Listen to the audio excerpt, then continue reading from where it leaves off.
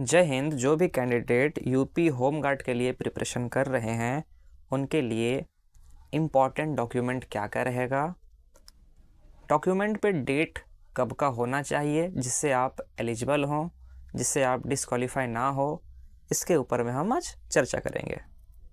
देखिए, सबसे इम्पॉर्टेंट बात ये है कि जो भी डॉक्यूमेंट लगेगा, सबसे पहले ये तो स्टेट का वैकेंसी है, यूपी गवर्नमेंट, तो जो भी डॉक्यूमेंट लगेगा वो आपका स्टेट का लगेगा। यहाँ पे सेंट्रल का कोई भी डॉक्यूमेंट नहीं लगेगा।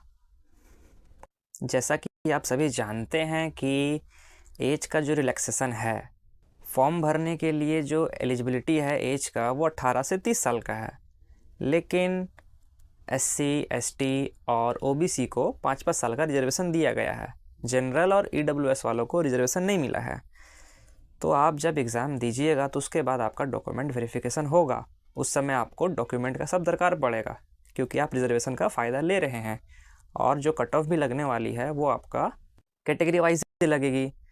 तो कौन कौन सा डॉक्यूमेंट में डेट कब का होना चाहिए, ये आपको पता होना बहुत ज़रूरी है। तो सबसे पहले हम बात करते हैं जो कैंडिडेट SC और ST कैटेगरी से बिलोंग करते हैं। इनको कास्ट सर्टिफिकेट बनवाना पड़ेगा जो कि यूपी गवर्नमेंट इशू करेगी, ठीक है।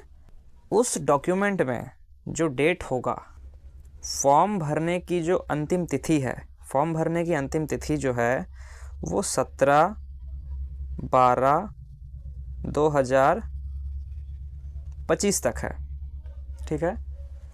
फॉर्म भरने की अंतिम तिथि 17/12/2025 है। इस डेट से पहले तक आपके पास में डॉक्यूमेंट होना चाहिए। इसके बाद का अगर आपके पास में डॉक्यूमेंट है तो वो नहीं चलेगा। उससे पहले कभी का हो, 6 महीना पुराना हो, साल भर पुराना हो, कोई प्रॉब्लम नहीं है, चल जाएगा।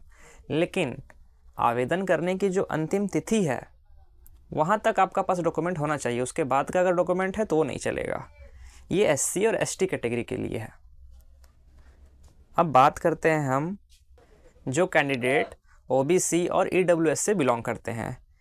इनके लिए क्या है कि इनका जो डॉक्यूमेंट है वो 1/4/2025 के बाद का होना चाहिए और फॉर्म भरने की जो अंतिम तिथि है उससे पहले का होना चाहिए। फॉर्म भरने की अंतिम तिथि 17/12 है, मतलब 17 दिसंबर। तो 17 दिसंबर से पहले का होना चाहिए, 1 अप्रैल का बाद का होना चाहिए। अगर 1 अप्रैल से पहले का है तो नहीं चलेगा, और 17 दिसंबर के बाद का है तो भी नहीं चलेगा, OBC और EWS वालों के लिए। अब बात करते हैं मूल निवास प्रमाण पत्र। तो यूपी गवर्नमेंट का रेसिडेंशियल सर्टिफिकेट यूपी गवर्नमेंट जारी करती है, जो हर कैंडिडेट के पास में होना मैंडेटरी है।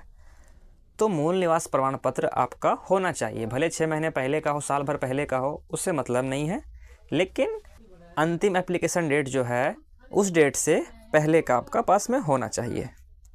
ये हो गया मूल निवास प्रमाण पत्र। प्लस स्वतंत्रता संग्राम सेनानी के लिए भी डॉक्यूमेंट जो लगेंगे वो सारे डॉक्यूमेंट जो हैं वो लास्ट एप्लीकेशन डेट से पहले का होना चाहिए। तो ये समझ में आ गया आपको।